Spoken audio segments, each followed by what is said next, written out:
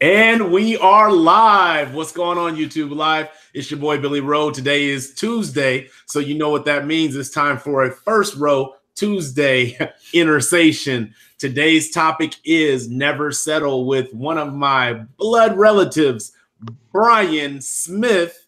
Before we get started, for those who are new, I want to welcome you to the First Row. I want to share what quickly an Intersation is. What Intersation is when you take interview and conversation, when you add those two things together, you get what I call an Intersation. It's a little deeper than an interview, and it's much more deeper than a conversation. So how I came about this particular this particular concept was I am very privy to having tons of friends, family members, acquaintances, coworkers, just a host of varying different types of relationships with varying different types of people. And we have tons of conversations. And typically those conversations go beyond the surface level and dive into much more deeper, meaningful, what does that mean to you? How has that helped you grow type conversations? And so what I decided to do was create a concept of Intersation where I open a literal lens into those conversations so that hopefully you can experience some of the growth, some of the change, some of the reflection that I've been fortunate to experience in my life with the friends in the network that I have of my own. So with that, I really want to, I hope you guys are really ready for tonight. This is the first Intersation of the year. The Intersation circuit is kind of going to be into like self-improvement, always into self-improvement and self-growth, but kind of in the business world a little bit and a little more in the business world this month than in the personal world. So I hope you guys are ready. With all that being said, let me go ahead and give my guest, Bryan Smith, an opportunity to say hello to the people. Bryan, can you say hello to the people? Hello to the people. I'm excited to be here. First Intersation of the year. Hopefully, I'm not jumping ahead of myself. So I'm going to give you guys a little bit of a little bit about me. As Billy indicated, we're blood relatives. He's my first cousin. I've been supporting him in his efforts since its inception. Going back to when he was doing the Wednesday Word in his backyard studio. A little about myself. I'm currently a manager in an organization that's recognized as a leader in the payroll industry. We're quickly evolving into a technology and human resource company. A little bit about what we do is we provide integrated payroll services such as health and benefits, insurance, human resource, and retirement services. I've been a leader in some capacity for about the last 14 years. I have a bachelor's degree in business administration with a concentration in HR management, and I have a master's degree in HR management. So that's a little bit about me. Man. Hey, no, you look, we don't have a pace that we have to keep. So you're welcome to jump ahead, jump back, jump forward, however you feel you want to do it. But definitely there's a lot of things that when I think about you, when we have our conversations, that just honestly make me very proud to be your cousin. Make me almost in certain ways be proud professionally to be on the same level of some of your peers. And I don't know, I'm really excited about tonight. So I don't know if it's because it's the first Intersation of the year or I took a little nap before Intersations, but I'm excited about tonight. So I'm looking forward to sharing the information that we have tonight. So with that, I do want to jump straight in. So we're going to try to keep it an hour, but sometimes the conversation leads a little longer. So I'm hope you guys are open to that because, like I said, I took a nap, so I'm ready to roll. But with that, I want to start off tonight with the first question that I start with every single guest when I do an Intersation. We kind of went back and forth on the topic of what we wanted to speak on tonight, but we landed on never settle. So for you, what does that topic of never settle? What does that mean for you? So this topic is important to me, and it's a topic that I essentially, in every aspect of my life, this is something that I employ. Right?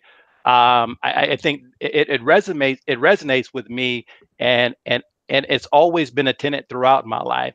It's a way of life for me, and I equate settling to failure, and pretty much everything I do. And I know there's variances or variables to settling, but I equate it personally to failure. Equated to failure. Woo! Yep. Yeah. It's interesting because I did a topic on Intersation. I think it was last month with Kevon Bryant. And the topic was never give up. And I started asking myself, well, what's the difference between never give up and Right.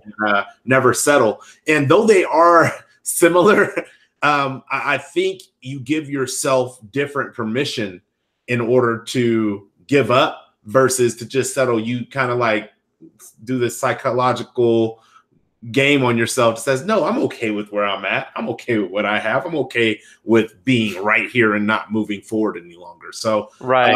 When I started thinking about what the topic never settle meant to me, it's very much been a mantra in my life of no matter what I have, whether it's resources, financially, intellectually, physically, no matter what I have, to always be seeking to expand upon that, and not in a sense of not in a sense of greed or some kind of self-serving pride or egotistical manner, but more so in the sense of, if I'm going to live this life one time and get one time to live it through, then I want to make the greatest impact that I possibly can. Right. And in order to do that, I need to be intellectually sound. In order to do that, I need to be financially capable of making those types of moves. In order to do that, I need to have the influence with people that I want to have in order to get the word and the legacy out. So that's where, when I started thinking about never settle, that's what that meant for me. And really, even in the YouTube platform, trying to learn how to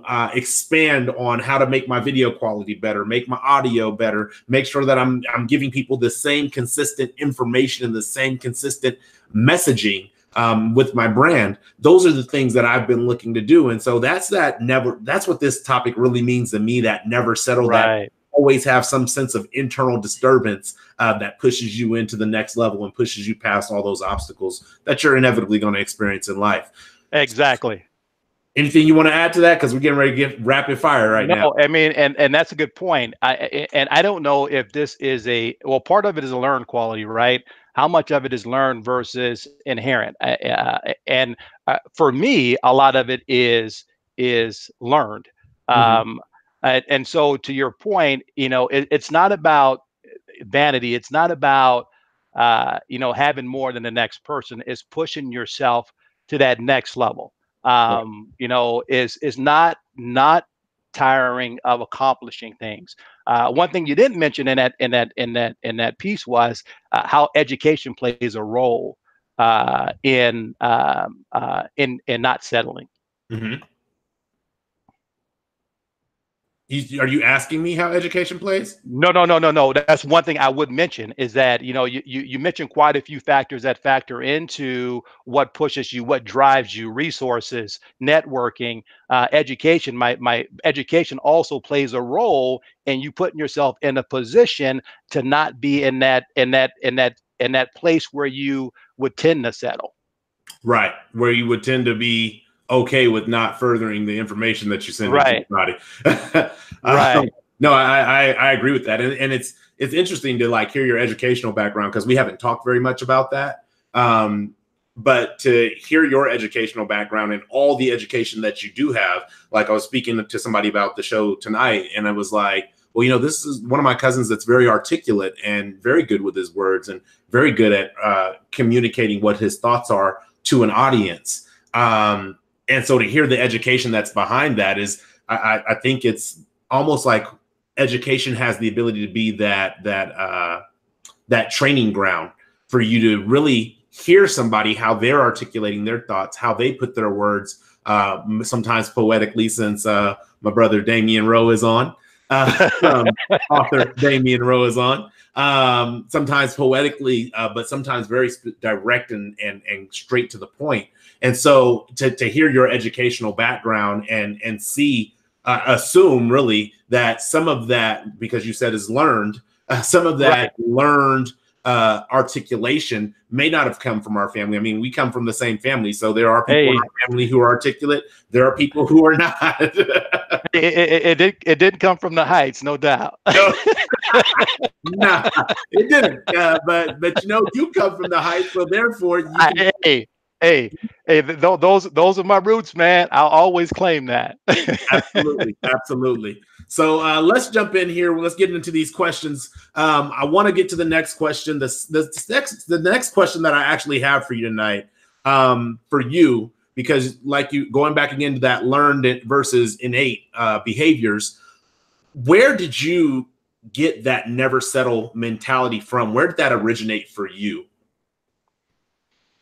So I think a couple of places, right? So I think about my dad. So my dad was, he was in the military. He worked for the Department of Corrections for a while. One of the things that he told me when I was young is there is always a however in life. And as a kid, I didn't get it.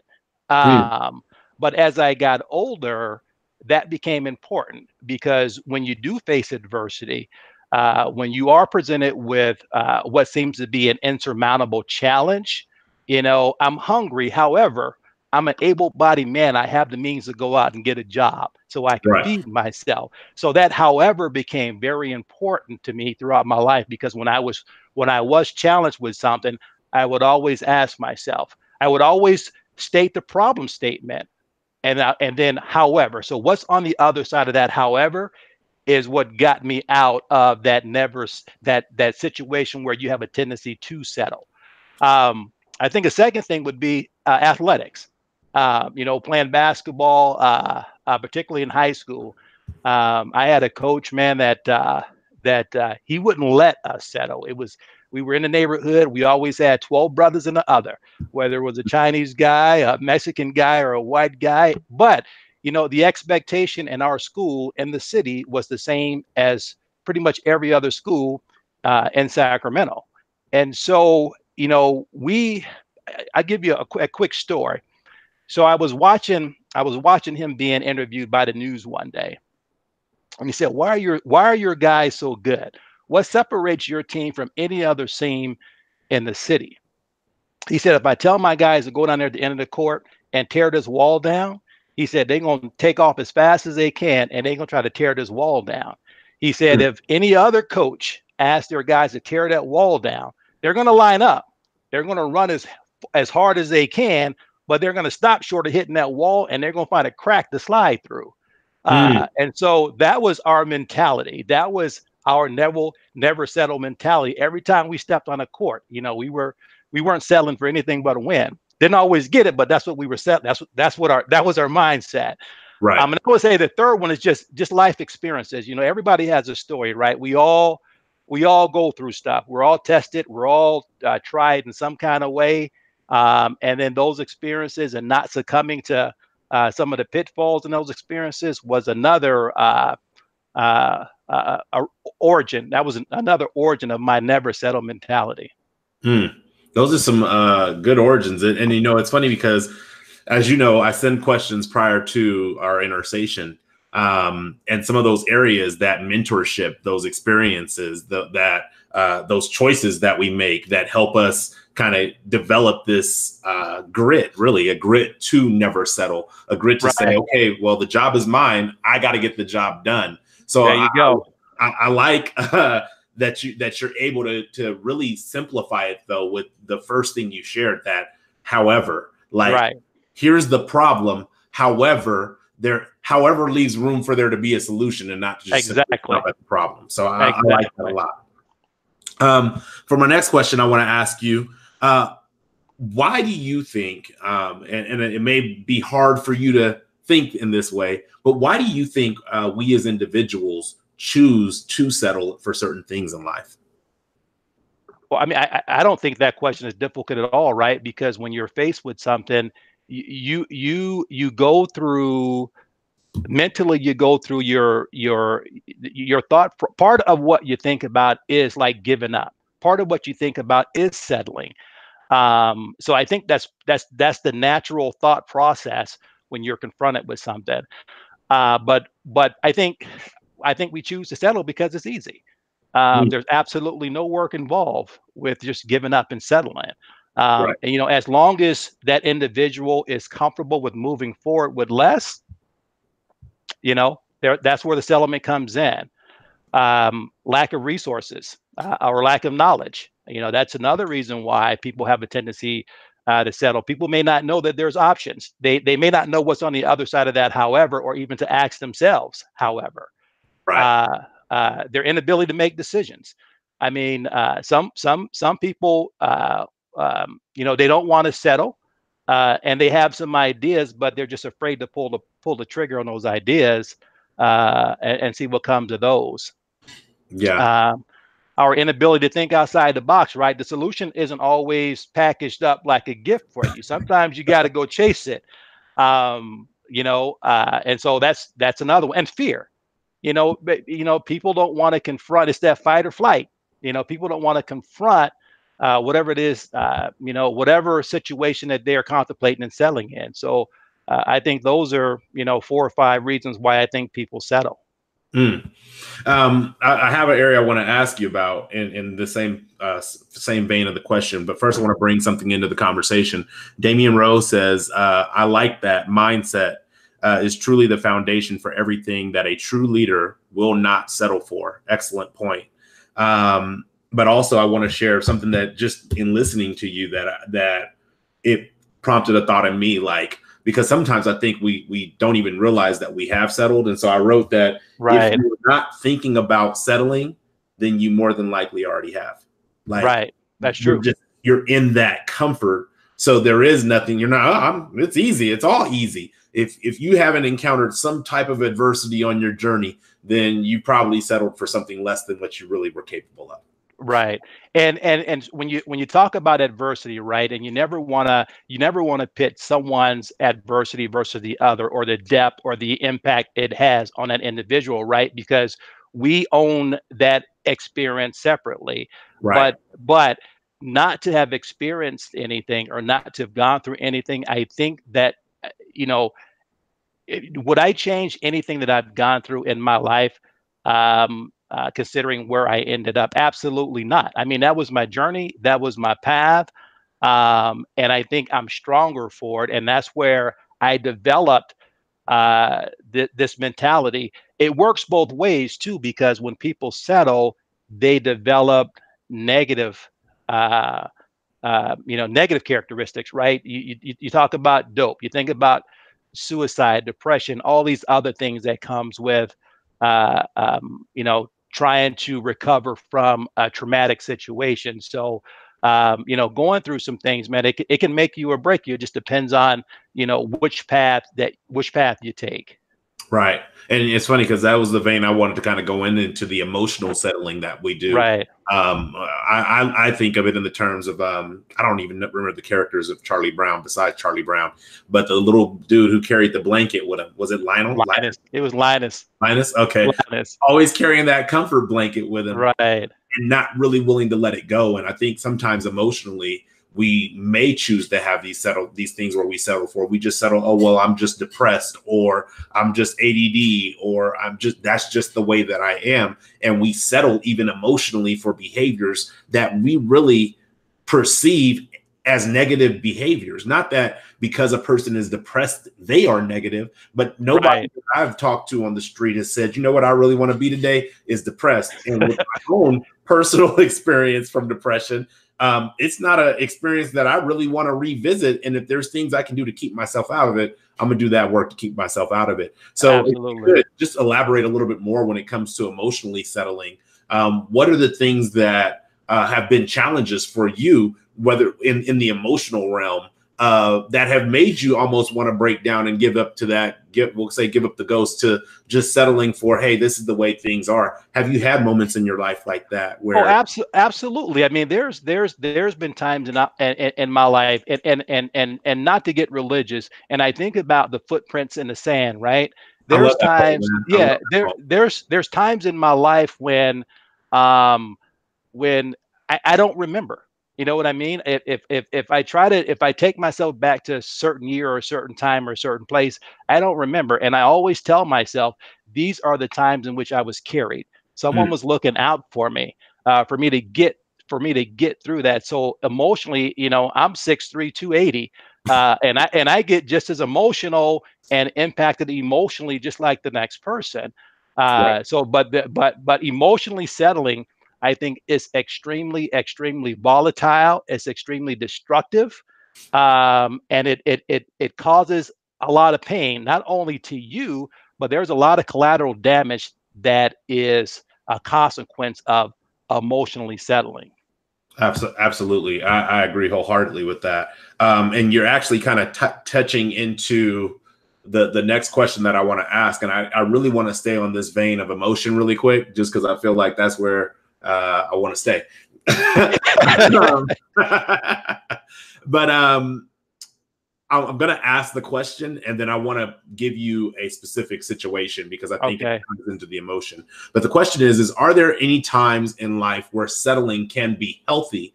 And going back to that emotional state, where you're trying to fill a void, so you're not settling for inactivity, but you're settling for overactivity. So you're trying to fill a void. So let's say the emotion is I'm unhappy or I'm depressed. And so when I go out and I gamble all my money recklessly because I'm trying to fill this void of depression and keep the depression at bay. Are there times where settling can be done in a healthy manner and will be healthy for us?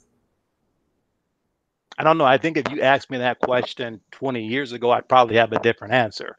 But I don't know. I don't know if I would. That's tough because, I mean, fundamentally, I think settling can be healthy. I'm hard pressed to find a scenario in which it is, right. So you think about relationships. When you settle, what you've done is you resign yourself to move forward without something you need, right? So you lose something. It's not a compromise where it's quid pro quo. You take this and I'll take that. It's not a compromise. You're knowingly walking into a situation or continuing a situation without something that you've expressed you need. So where's the longevity in that, right? And I can move forward and convince myself that I can move forward, be happy without this. But at some point, there's going to be another void, and something that I could have probably prevented, 2 years previously, but I decided to settle. It manifests itself again 2 years later, but it's a bigger issue. So, I mean, I wouldn't go so far as to say there's not a situation where you can settle and is healthy. I just can't give you a scenario for me in which settling is healthy because I don't live in that space anymore. Right. No, but you gave a great variation, because maybe the word is not that you're settling, but you are compromising, because you are right. You do enter something with a deficit, especially relationships. If you enter where there's something you need, whether it's a sexual, physical appetite, or it's a financial stability that you're looking for, or a certain level of cleanliness, or a certain level of conversation and communication. If you enter in, you settle for one of those things missing, there's no guarantee that it's going to show up. Right, exactly. So I think it is really the settle versus the compromise. And maybe that's what compromise is. It is a healthy manner or approach to settling, but it's also something that, because you sometimes have to compromise with yourself. It doesn't necessarily have to take another person. Right. Absolutely. Yeah. There's times where you have to say, hey, look, Bryan, you tripping. Yeah. You're being unreasonable. And so let's figure out what the compromise is from your perspective. And then let's start a conversation from there. Bring something to the table instead of asking for something or demanding something, and then start from there. But you're absolutely right. Sometimes that compromise, you got to compromise with yourself. Right. Now, one of the things you said earlier is how there's the collateral damage sometimes when you settle. One of the examples that I always think of is the insecurities that I have internally that obviously don't seem to come across when I'm on a video, but I have my own insecurities internally. Right. And in dealing with those insecurities, it has made me at times hesitant to want to produce content, to try to attempt to be inspirational, to attempt to promote growth. But the collateral damage of me not doing that is the people that I am supposed to be inspiring, the people that I am supposed to uplift, the people that I am supposed to be this beacon to, they don't have it. And now their ship may be getting ready to hit landfall, and they don't even know that the land is there. Right. So I say that because I want to ask this question, because I believe it resonates with what you said earlier. How do you settling doesn't happen in isolation, even though we may feel like it does. Settling does not happen in isolation. Are there other areas that you've experienced in life where your choice to settle for yourself personally, or settle with somebody else, or whatever it may be, have actually bled out into other areas of your life?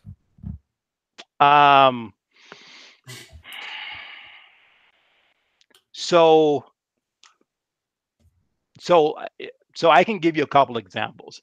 And this is a hypothetical. This isn't necessarily my life, although it could have been, right? Because I was married previously, right? So Mm-hmm. and there was times where in my previous relationships I have settled.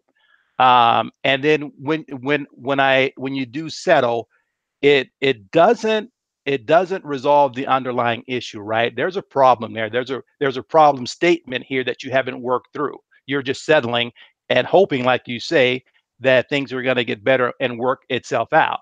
Now, when you have kids involved and you're settling in a relationship, now you're dealing with arguing, you're dealing with yelling in the house, you're dealing with all this other dysfunctional stuff, and you don't know the impact that is having on the kids, the neighbors. If you're living in an apartment, they can hear you. You just don't know collaterally there could be some damage there, right? And Right. so, and I don't know that did not happen. It could, because when you have an argument, kids have a tendency to feel that, to hear that, to sense that. When you're not talking, kids sense that. So it doesn't happen in isolation. And in that scenario, obviously there is some collateral damage. When I think about the workplace, right? Mm-hmm. So when I settle on a candidate that I'm hiring, and I settle because and I've had this situation happen before too, because I needed some folks in my building. I didn't need them working remotely, 2 states, 3 states away, and so I settled on candidates. And the collateral damage that created was I incurred an expense to train these folks up who didn't work out. And Right. so now they are causing me to lose clients because of the service levels that dipped. I'm causing a burden on the other team members because now they're picking up slack for the work that some of these folks aren't doing, or they're doing incorrectly. And then when I have to let them go, there's still some work that needs to be done that I have to disseminate amongst the folks that are still there. So in that scenario, when I settled for these candidates, that didn't happen in isolation either in terms of the collateral damage. That is definitely something in the workplace where you don't think about that. Right. All that pressure begins to roll downhill. It's like that one settling choice at the top rolls downhill, and now everybody else is trying to figure out if they want to work there anymore. The people that are good want to Right. decide if they want to work there anymore, which is And they're wondering what's wrong with my leader. I mean, why did my leader put me in a situation where I'm contemplating whether or not is it beneficial for me to keep my job here because my work life balance is out of whack. I don't like my job anymore. So there's a lot of collateral damage in that scenario as well. Yeah, I think you bring up a good point with the need mentality. When you have a mentality that you need something, it will if it's a overly projected need, then you're more than likely going to be looking at settling as an option. Right. When you probably do need it, or maybe you just want it really bad. But let's say you really do need it. If you really do need it and your need is measurable, then the settling is equal. It's like, well, I can just get what I need instead of settling for something that is only going to give me a part of what I need or cover up the need for a temporary basis. Right. And then you also said settling doesn't resolve the underlying issue. I don't know if you guys are taking notes, but that's one you should take. And if you're watching on the replay, pause it so you could take the note, put it in your cell phone, text it to yourself, whatever you got to do. So I want to move to my next question, because I think sometimes settling happens because of permissions that we give ourselves.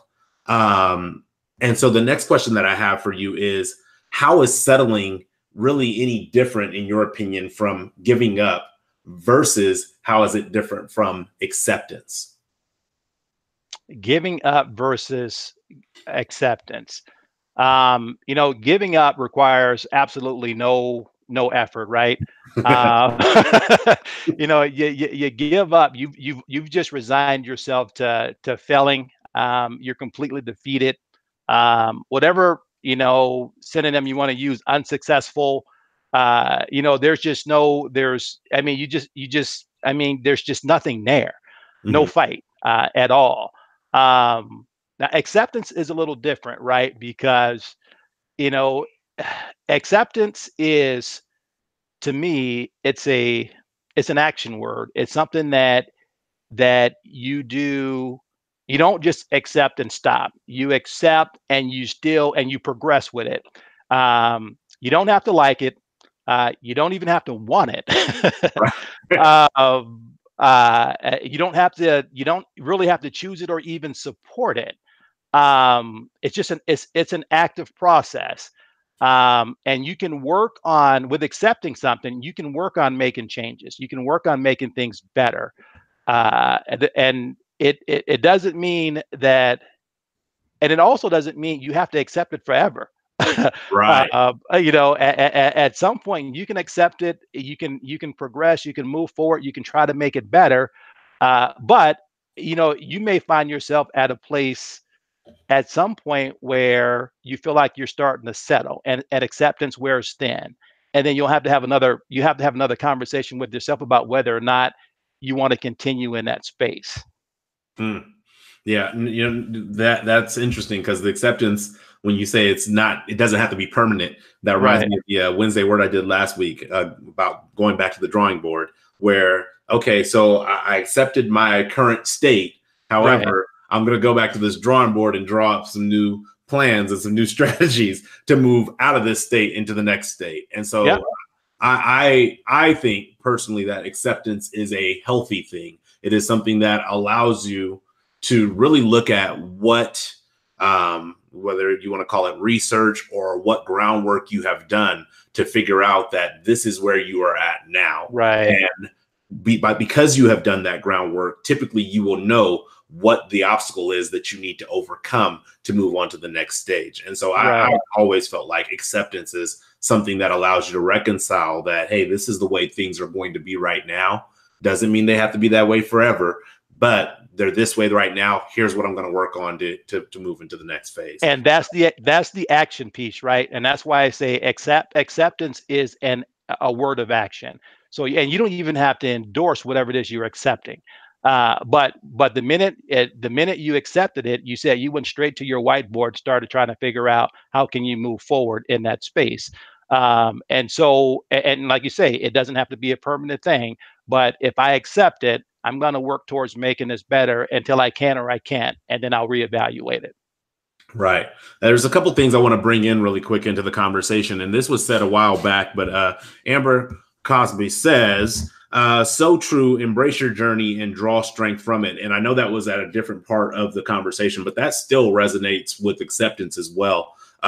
Embrace where you're at and draw strength from where you were able to get to, and then move forward to the next step. Right. Jennifer Chambers says that acceptance means you at least tried, hopefully. Well, and she's right, and she's right, and that's what acceptance does mean, right? Because you don't have to like anything that's going on, but in principle, you have agreed to try. It may or may not work out, but she's absolutely right. Right. And then she corrected and said it's a comma in the sentence. That is true. It is a comma in the sentence. And if I apply that literally to your previous sentence, acceptance means that you at least tried, comma, hopefully. Hopefully. Or you could just say you hopefully tried. So that is truly acceptance, but it is a comma. It's a comma in our journey, and it doesn't mean that the sentence is over. It doesn't mean that the journey is over. It means that there's something more to come. Exactly. And then it looks like Damian Rowe has a comment and says, in my opinion, from a leadership perspective, acceptance is a part of the journey to success. Whether or not you use it to your advantage can be the difference between success or failure. And then again, mindset. Yeah, no, definitely agree with that. Yep. So I want to ask you this because I think going back to a little bit to the settling side and the giving up side versus the acceptance side, which I think is a great side to be at.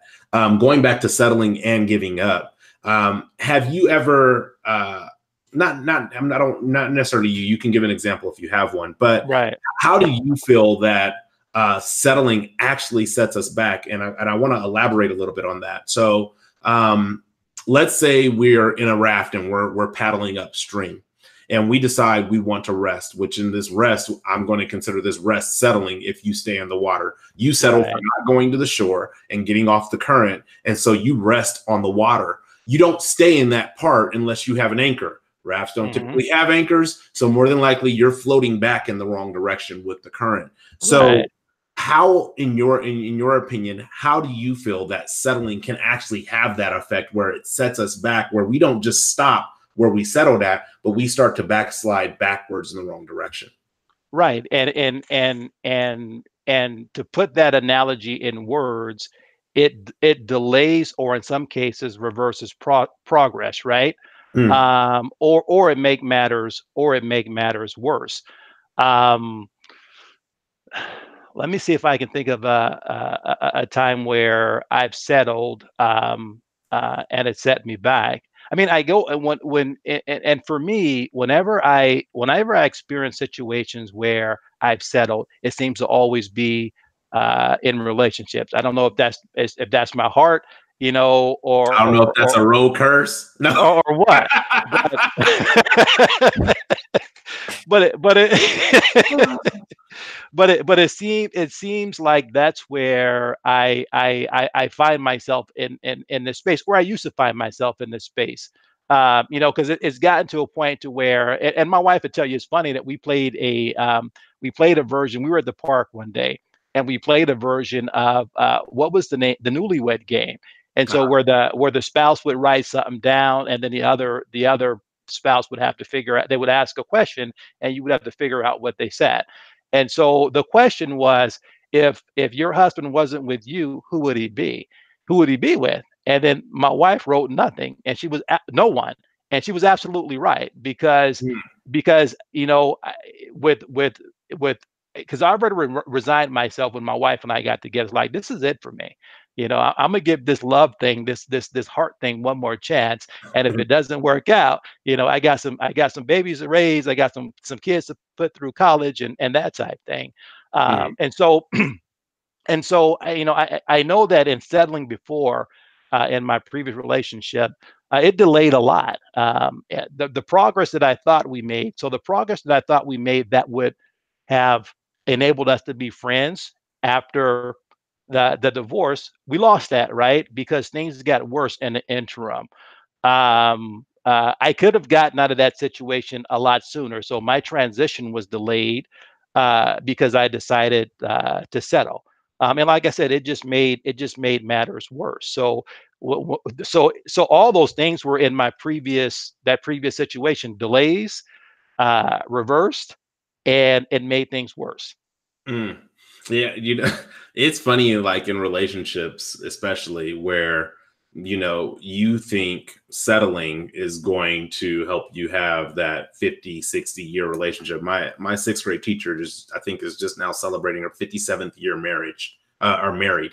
And it's like, yeah, I think people want to find that life partner that they can partner with and be with for the rest of their lives. I mean, I think some people may not want that, but I think there are enough people that do want that. Right. But the issue is you can't get that. You can't settle into that. Like Right. it's not an option to settle. Well, I'm going to settle for 57 years of marriage. No, you're going to work really hard for 57 Yeah. years of marriage. It's going to come Right. with blood, sweat, and tears. So And a lot of collateral damage. exactly. So if you're not willing to do that, don't think you're going to settle for that. And you're right. Right. The relationships that I have been in that have ended badly, I mean, in different ways, badly, those relationships ended that way 9 times out of 10 because and that's maybe exaggeration. I ain't been in like that many relationships, but but they ended that way More than likely because one of us chose to settle and kind of just sit and wait and become stagnant. And then now, instead of having patience, you have animosity. Instead of having understanding, you have frustration and yelling and Right. shouting. And so, like in my most recent relationship, I left where a lot of people would be like, "Wait a minute, why are you leaving the relationship right now? I mean, things aren't that bad." But that's a settle mentality. If you Right. understand that you would have to settle for certain things that are not on your compromise list, then it's better for you to make the decision when it's a healthy decision to make for both of you. And as a Right. result of making that decision more immediately, I have a great co-parenting relationship. We're very communicative about our children. Whenever I go to see the boys in town, there's no like, oh, well, you can't see them or don't come. So normally I'll stay at the house so that way I can see them more frequently. Those Right. things came because I chose not to settle. And I think had I chose to settle, it would either be she would be so frustrated with me that she wouldn't want me around, which would put a pressure on me not being around my children, or I would be so frustrated every time I got ready to deal with anything in regards to communication that I wouldn't be able to be the effective communicator that I am. Do I still make errors? Do I still make mistakes? Absolutely. We probably will have that for the rest of our lives. However, Right. that choice to not settle made a much more healthier relationship and moving forward, or a better foundation for moving forward into the co-parenting realm. So Well, I one of the things I think we have to be careful about too when you talk about settling is, particularly when you're talking about matters of the heart of relationships, is we have to be honest, right, about where we are. We have to be honest about how we feel, because you don't want to make these kind of decisions in a vacuum. Yeah, you want to be able to make sure that you give that 57-year marriage you were talking about, and marriage is worth fighting for. And you have to decide whether or not what you're faced with, if you're willing to fight for it, even if you do settle, are you willing to fight for this? If you're not going to settle, have you done everything you could do to make this work, right? Because like me, I would hate to exit a situation prematurely because I wasn't real with myself about things that I've done or things that I could be doing better. You know what I mean? And yeah. you really got to be deliberate and thoughtful when you start talking about settling and giving up and compromising, particularly when it comes to relationships. Right. No, I agree with that because sometimes people don't want to own their part of a story. I'm like, well, Right. so everybody you talk to is crazy, but never you. Okay. Exactly. Exactly. I mean, my dad used to always say everything isn't always one person's fault. And meaning we all are complicit, in some of the things that we are engaged at in some way. So you talked about in the beginning of the conversation that origin of that never settle mentality for you. I want to ask this question, just as if there's any other motivating factors that you have that help kind of keep you from falling into that settlement trap, whether it's pre-settling or post-settling. What are the other tools that you have utilized, especially I would say post-settling, because I think sometimes we find out we settled after we settled. And Right, right.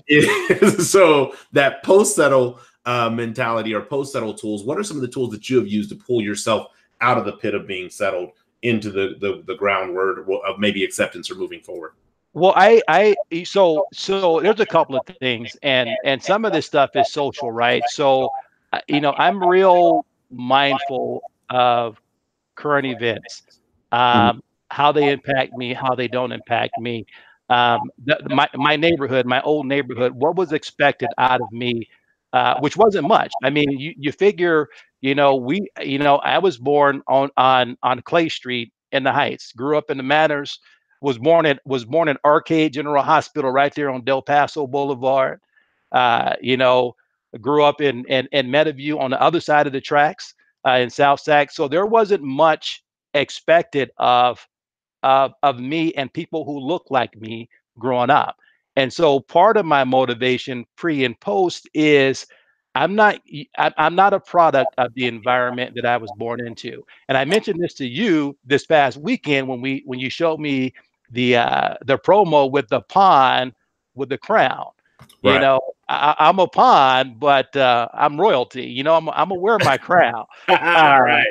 and so I'm not a product of the environment I'm born into, nor am I a product of any situation I may find myself in.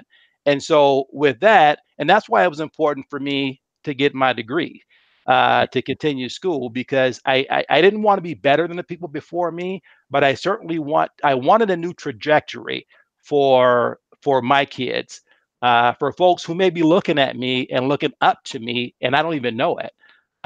So a lot of it was environmental. When I look at other things that motivate me, I think of Laquan McDonald, Michael Brown, Eric Gardner. I look at Philandro Castile. I look at all these situations where um, uh, that this could be me. You know what I mean? Right. This could be me, and I just want it better. I want it better for myself. I want it better for my kids, and I just wanted to. I want because at the end of the day, I want to be able to sit back and say, you know, I did what you said I couldn't do. I Right. accomplished what you didn't expect me to accomplish, and not to gloat, but I mean, that's just me, and that's just my mentality, and that's just how I approach a lot of the situations that I find myself in. Hmm. Yeah, and I don't think it is ever to gloat. Really, I think it's Right. I think it's, and don't get gloat misconstrued with gratifying, because I think it's very Hmm. gratifying anytime somebody tells you you can't do something and Right. you prove them wrong. Um, Right. However, but it's not for the gloating of them. And one of the things that you actually touched on is that observed role model who doesn't know they're being observed. Right. People operate the way they operate when they do not know that they are Exactly. being observed. And Right. so there is your observed you, and then there's the non-observed you, the unawareness of being observed you. And I think that is the person that uh, presents the best role model of who we really are, who we truly are. I'm different, obviously, than when I'm on camera, than when I'm not on camera. I might be dressed different. I might speak a little differently. Those things are because I'm presenting my brand. However, I've had, shoot, in the last 3 months, a couple of phone calls that came in, and it was like people are reaching out to me for whether it's my opinion or encouragement or feedback or answering questions. They're reaching out to me not because of what I'm doing on YouTube. They're reaching out to Right. me because of an experience that they had with me years ago that I may not even remember. And they're like, Right. you were the only person that I could think of to call. And that is that unaware, that's that me not being aware that you're observing me, because in the stories that they're sharing with me, these are not moments where I was like, yeah, okay, everybody's watching, okay, the spotlight's okay, and action. It was Right. just Right. moments of me being my authentic self. um I want to bring a couple of things in. Damien says, Billy Rowe, I think if both parties in the relationship sit down together and identify what the realistic expectation should be, that's half of the battle. Half of what it, I'm sorry, I just made that up for you. Sorry. That's half the battle of what is still to come in the relationship. The expectations of the other person must be realistic, or you are both I'm sorry, or both, or you both are inviting chaos to come in the relationship. And then you got definitely so true there, from Amber. We actually are at about 50 minutes into this conversation. I told you they go really, really fast. But for those who are still with us in the live chat, if you have any questions or comments that you want to add, please start adding those in the chat now, because I want to bring those Right. into the conversation before we end. However, I do have a couple more questions that I want to ask you, cousin, before we get off the air. The next question that I want to bring to you is, what is a major area in your life that you are grateful that you have not settled for, other than your marriage? Because I know that that's one of That I'm grateful that I have not settled for. them. Um, I would say I would say probably, well, there's a lot of areas that a lot of areas that make up me that I don't settle in, that I'm happy about. So there's a set of values we all live by. I mean, I go back to what you say. I'm not perfect by any means, Hmm. but I do consider myself, truthful, honest, having integrity, respect, those type values when it comes to people. I don't settle in how I show. Well, I don't settle in how I show up. I certainly compromise sometimes in how I show up, but I don't settle. And I give you an example.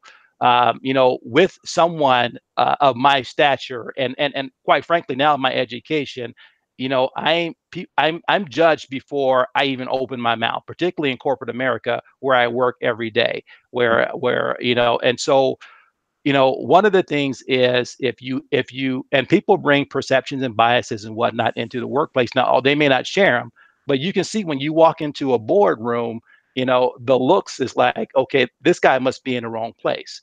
um, and so I'm mindful of how I show up. And so in terms of settling or compromising, what I do is I'm cognizant of my size. And so you'll find me at work pretty much every day. My closet is full of pastel colors. And so what I do is I soften up my appearance because I know that I can be intimidating. When I'm talking to folks, a lot of times I'll greet you standing up, but I'll quickly offer you a seat so we can be on the same level, and have a conversation. I try not to have a conversation with you sitting across a table. I try to make it more personal. So these are ways that I don't think is settling. Is sort of compromising and kind of softening myself up in a lot of the situations I'm in. But certainly, in terms of, yeah, I mean, the only thing I can think of is just how my communication, me being honest, me being trustworthy, the values that I carry day in and day out. Those are the things that I don't compromise and I don't settle with. Mm. Okay. No, and I agree with you though that there is a difference between settling and being mindful. Um, Right. if you have a very powerful voice, like I have the ability to turn my voice up a lot, to where I can get a room to command attention in a room of people who are not looking to give their attention to any specific area. But however, I'm mindful of that when I'm in a professional setting. I'm mindful of that Right. in a personal setting, but I'm mindful of it more so in a professional setting where I may have a difference of opinion. I don't enact that power that I can bring. That's very direct. That's very authoritative in my voice. I don't enact that because I realize what that does is it shuts down the communication. And if Right. not in agreement, then the worst thing that can possibly happen is the communication stops, because then we're never going to reach an agreement. Right. So I agree that there is a sense of mindfulness that has to take place. The last question I want to ask before we get ready to wrap. I don't have any questions right now so far on the chat, but have you ever helped someone identify that they were simply settling for what life gave them? That's the question. But the secondary question to that is how did you assist them in not only identifying it, but getting to that solution statement, however their next steps would be? Hmm. That's a good question. Um, Let me see if this example fits the mode, and it's in line with your theme following this intersation with respect to business. So in my I have I've had this a supervisor that reported to me, very very sharp, subject matter expert in specific products, and then he promoted into a leadership role as a supervisor, right? And so he spent the first year still not casting the shadow of a leader that I needed him to. He always settled to fall back on his subject matter expertise, because that's where he found value. That's where he could contribute right off the bat. That's where he garnered support and credibility real quick. Right. when promoting into that supervisor role. But what I needed was a leader. And so and I didn't ask him, why is he settling for this in so many words, but I presented it to him this way.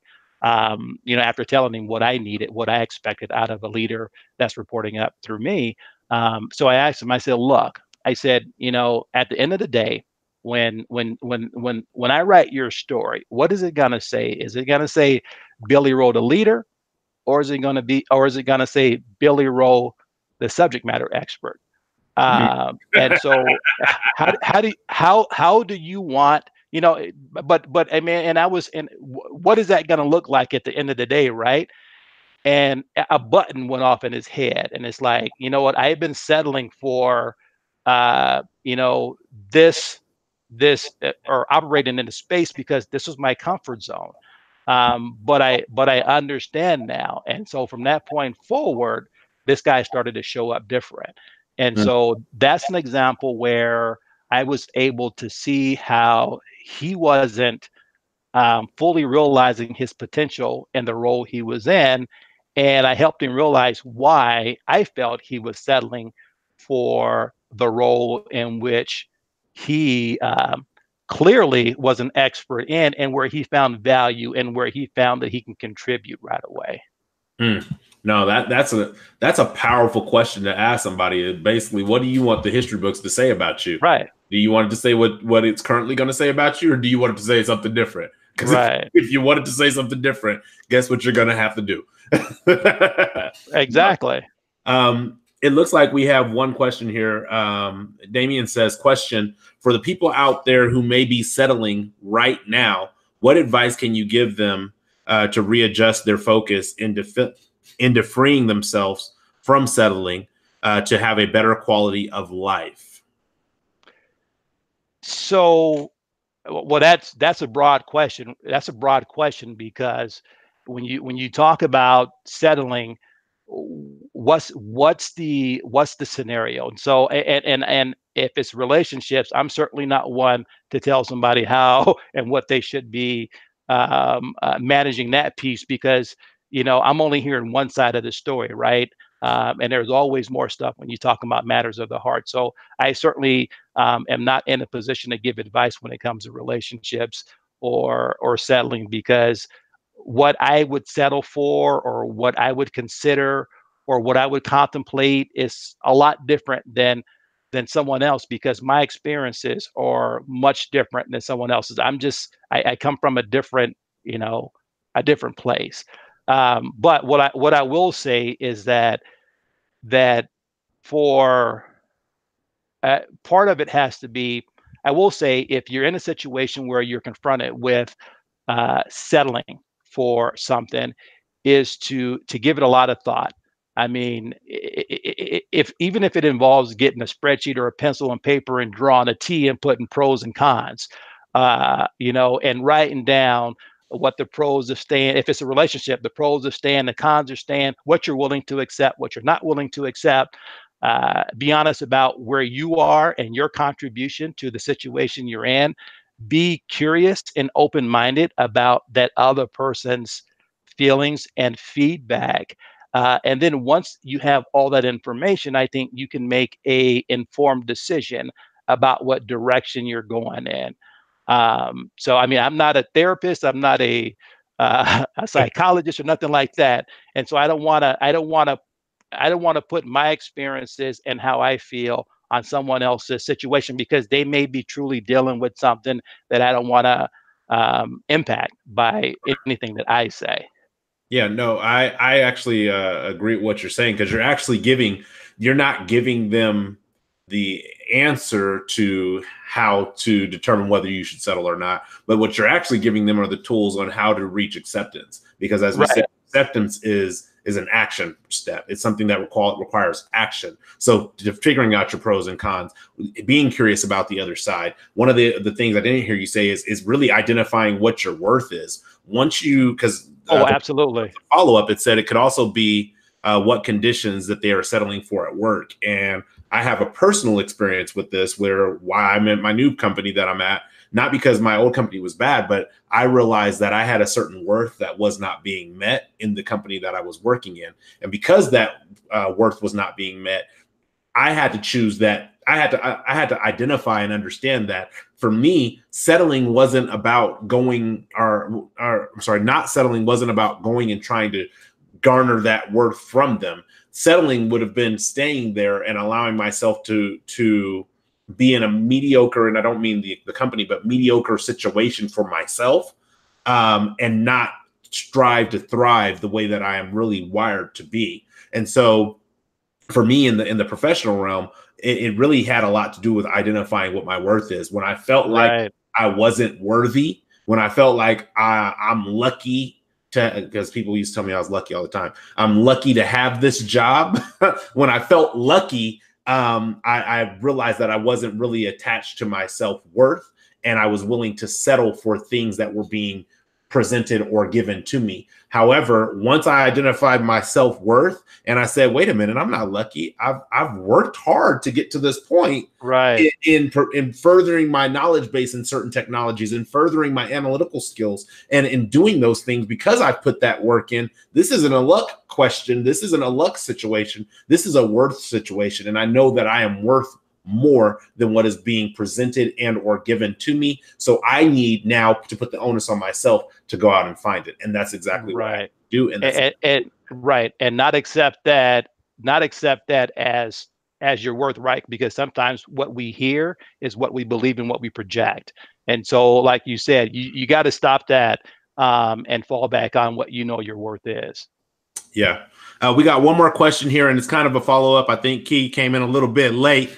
Now, Bryan says, is there a difference from settling or knowing when to give up when it's no longer rational to continue forward? And we didn't really dive too much into giving up. But what are your thoughts on that? And what are your thoughts on that question? Well, I mean, it goes back to acceptance, right? And so, and if you think of the natural progression of the things we talked about today, on the one hand, you have never settle. In the middle, you have acceptance, and then on the end of that, you have give up, right?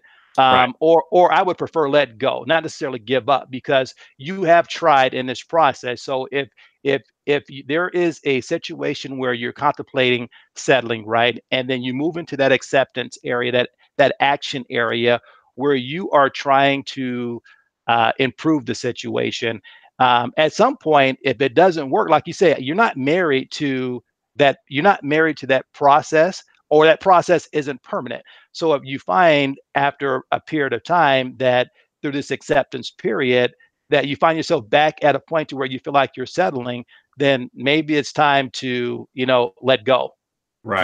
Start a new timeline. Yep.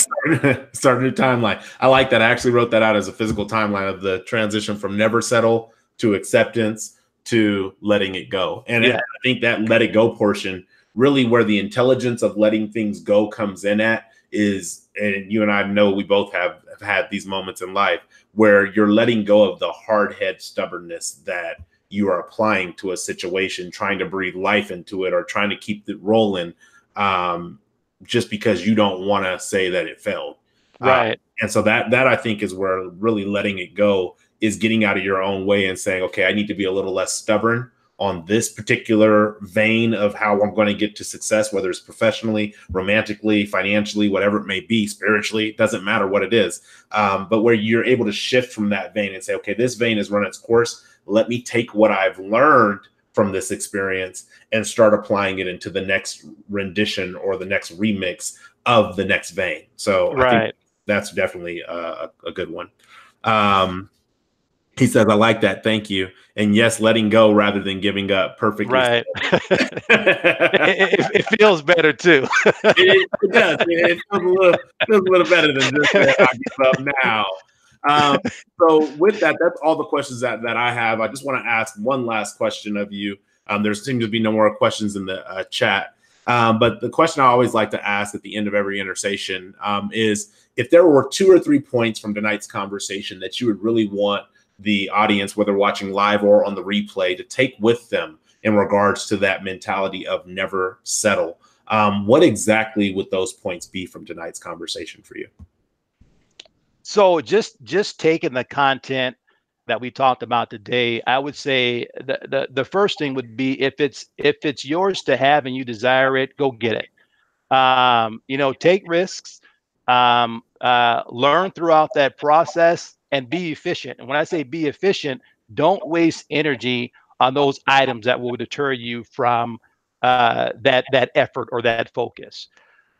Secondly, and I said this a couple of times during the call, because, like I said, when we talked over the weekend, and I saw that promotion, that what came to mind was, don't let the situation you were born in or you find yourself in define you, nor let it determine the level of your commitment. I think that's important. And lastly, I go back to Pops. Pops is still ringing in my head. What's your however? Better yet, what's on the other side of your however? And the example I gave you was, I'm hungry. However, I'm an able-bodied man. I can work. What can I do to feed myself? So what's on the other side of the however is another little tidbit that I'd leave as we wrap this up. All right, I like that. That definitely makes it much more clear. I mean, it was clear to me, but that makes it much more clear. What's on the other side of the however? Right. Because Right. there's another side. Yep. And if you say, however, I'm letting go, and you hungry, you hungry. So sometimes you just got to put the work in. So with that, I definitely want to thank you, cousin, for being on tonight. As always with Intersations, I like to provide what I consider tools for the first row. So the first row channel, we're going to start calling the first row network. The first row network, what this network is about is, when I was younger, I was actually taught that the people who learn the most and make the most sit on the front row and are on the first row. And the reason they sit on the first row and they learn so much and make so much is because there's no distraction between them and the teacher. So that's how I came up with the name for the first row. However, because you're on the first row and you're on an intersation, I like to present a portion of this conversation as tools for the first row. And these tools are the tools that I really started thinking about as I was coming up with the content for this particular intersation. Hopefully they will be helpful to you. If you can't write them all down, feel free to re-engage with the replay and get them, because I feel like some of these tools may resonate with you in a powerful way. The very first tool that I came up with when I was thinking about the concept of never settle was realize that choosing to not settle may come with discomfort. It's almost like going to the doctor and getting a shot. Choosing to get a vaccine may come with discomfort. However, also choosing not to get a vaccine may come with discomfort as far as getting sick. I personally don't get vaccines, so I choose that if I don't get the vaccine and I get sick from whatever I could have been vaccinated by, then hey, that's a part of the discomfort that comes with that. And I think what happens in the realm of us settling for things is that we don't want to experience discomfort. And really what the settling is it's us choosing to remain complacent because of the present comfort. Going back to that river analogy, yeah, you're going to have some discomfort, or you might find yourself starting your journey back over. There were some notes that I wrote here that you had said, cousin Bryan, that you might receive a delay. It might reverse progress, or it can actually be worse than it was when you actually initially settled. Right. So that is the first tool that I came up with. The second tool is use a litmus test. And that goes back to what you're talking about, as weigh out the pros and the cons. Really, this is the tool for acceptance. I injured my shoulder in July of last year. And I didn't know whether I tore a rotator cuff or if I just strained it. It turned out I just had soft tissue damage. But the first thing that happened when I went to the doctor was he put me through a bunch of litmus tests that were designed to find out range of emotion. And does it hurt when you lift your arm like this? And does it hurt when you do that? And does it feel good when you do this? And does it feel good when you do that? And can you lift my arm up with your arm on it? Like, all these different things were tests that he was using to determine, hey, this is what potentially has been injured in your body. When it comes to settling, we have to establish good litmus tests for ourselves that are honest, that are truthful, internally and externally, to understand if we truly are settling, or if we've just reached a portion in our journey that we are not completely ready to overcome yet. And then that way we have the bandwidth to be able to say, okay, let's go back and get what we need so that we can overcome this obstacle, whether it's a chisel to hammer the mountain piece by piece, or it's dynamite to blow it up and make a tunnel, whatever it is that we need. Because we're using a litmus test, we can actually weigh out what it is that we need to move into acceptance of where we are and then move forward into where we want to be. The third tool that I came up with is that priorities create shifts. And so what I mean by that is we have to identify the difference between what is something that is just simply changing versus something that is an actual difficulty for us. And so going back to that concept of arriving at a dead zone on your journey where you feel like, okay, this is as good as it gets. This is all I'm ever going to be. This is what it is. I think there's a movie with Jack Nicholson, As Good as It Gets. This is as good as it gets. And so being able to create priorities, or having priorities when we get to those points, allows us to understand, like, is the priority right now education? Is the priority right now making money? Is the priority right now family? Is the priority right now me? I think we sometimes leave that priority out. Is the priority us? I'm guilty of that, and I work on that a lot. But is the priority us?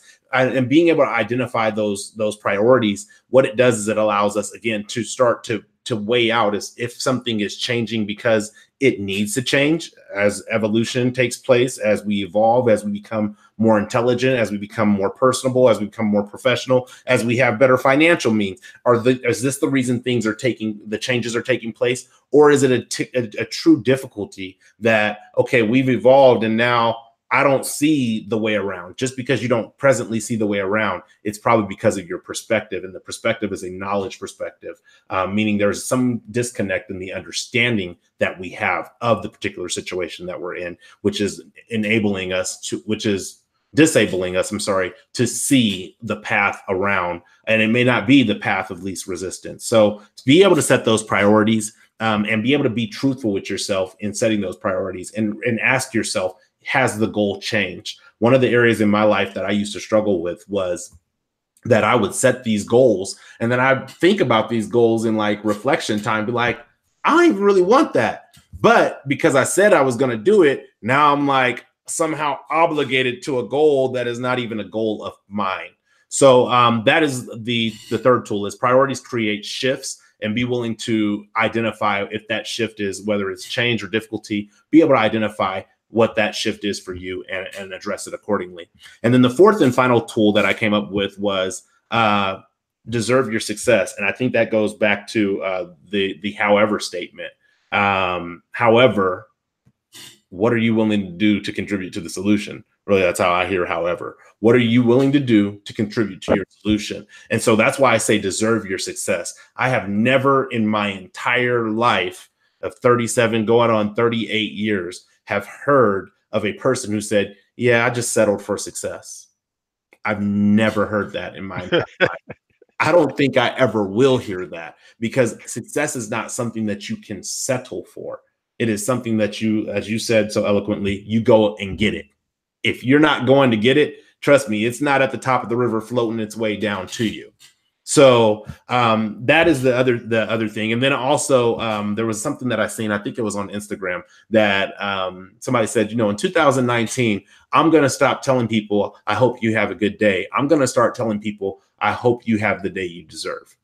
Because that is what you truly should be having, is whatever you have worked for, whatever you have put out, whether it's kindness, generosity, frustration, yelling, and animosity, whatever it may be that you have put out, that is the day that you deserve, because you have invested energy and time into that. So again, deserve your success, deserve that which is coming to you, because you are going to it. It may feel at some point that it's coming to you, but realize that it is always you going after it. So that's it. The 4 points again are realize choosing not to settle may come with discomfort. Litmus test the situation. Priorities create shifts or may create shifts. And then number 4, deserve your success. So with that, tonight, I got a couple more chats. Let's see. Hold on. Sorry. A couple more chats. Damian Rose says, Billy Rowe, excellent segment, fam. Well done. Would love to stay on, but I have to get back to a publishing grind. Deadlines. Hey, you got to go and get what you deserve. I understand that. Amber, you said, much love back at you. That's you, Bryan. And then Antoine Wade, Mr. Antoine Wade. Hey, that's good. I'm glad you could join us tonight. But as always with the Intersations, I just really appreciate you guys rocking with us, being a part of the conversation.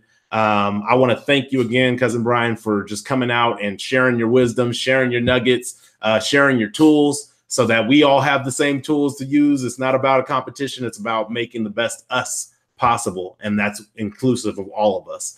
Thanks for having me. Is there anything else you want to say before we wrap for the evening? I just hope that some of the things I said resonated with the viewers. I certainly appreciate the audience at the invitation to come on and contribute in more ways than just hitting the like button and and viewing your live segment. So I really appreciate the invite and hopefully that I was able to impart something that somebody could take away from the conversation. Oh no, absolutely. I mean, I don't know if you guys think I'm lying or not, but I really do take a bunch of I take a ton of notes while these Intersations are taking place. So that's the proof in the pudding that I'm about growth, and I'm really interested in taking what I can from these conversations and applying them in my own personal life. So as always, I hope you guys enjoyed this Intersation. If you have not already, please, please, please take a moment to click the subscribe button. And when you click the subscribe button, click the little bell to the right. It will notify you when we are live on the first row with content. We have content every week, not 365, but 52 weeks out of the year, we have content at some point. So if you could please subscribe. The next time that the first row will be live will be tomorrow for the Wednesday Word. That will be at 6:30 p.m. Pacific Standard Time. That topic will be stop making people relevant. Man, we're going to have a lot of Wednesday Words surrounding people this year.